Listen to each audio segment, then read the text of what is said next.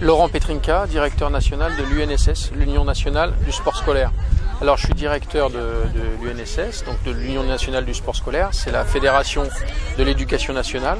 Et l'UNSS est implantée dans tous les collèges et dans tous les lycées, vous en êtes membre, donc dans chaque collège de France et dans chaque lycée il y a une association sportive.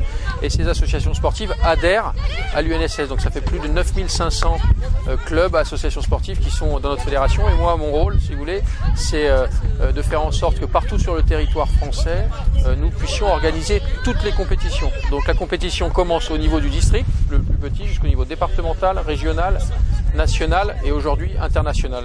Et pour ça, évidemment, on a beaucoup d'aide. On a notamment l'aide de tous les professeurs d'éducation physique et sportive de France, 32 000 professeurs de PS.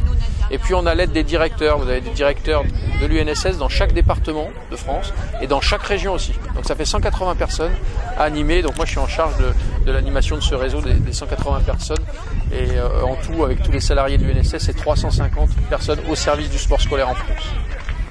Pour le championnat du monde de Bordeaux, l'ISF, International School Sport Federation, nous organisons en fait une sélection parmi les meilleures villes françaises de façon à pouvoir garantir un certain nombre de choses.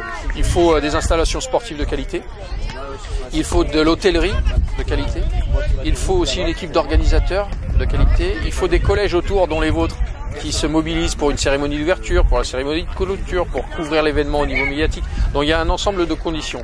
Et c'est vrai que Bordeaux, en fait, réunissait l'ensemble des conditions pour pouvoir accueillir le plus grand championnat du monde scolaire. Et c'est pour ça que nous avons choisi la ville de Bordeaux pour accueillir ce championnat du monde ISF 2013.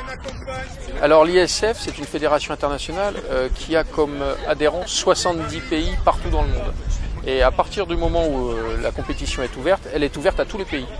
Et tous les pays adhérents choisissent le fait de venir ou de ne pas venir. Et en fait, ce qui est intéressant pour le football, c'est que la plupart des pays souhaitent venir. Et lorsqu'il s'agit de la France, ils sont encore plus contents de venir en France parce que c'est un pays qui a beaucoup d'attrait. C'est une région agréable, il y a un côté culturel très intéressant.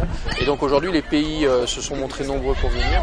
Il y a quand même 24 équipes de garçons, il y a 15 équipes de filles qui ont souhaité venir. Donc c'est sur la base du volontariat et on voit qu'il y a un grand succès sur cette manifestation. Alors là, c'est un travail des directeurs de l'UNSS de la Gironde. Ils ont fait un appel d'offres auprès des chefs d'établissement, un appel d'offres auprès des professeurs d'éducation physique et sportive, afin qu'ils puissent se porter volontaires pour participer aux différentes soirées. Et moi je suis très ravi de la cérémonie d'ouverture parce qu'il y avait plus de 250 élèves sur le terrain.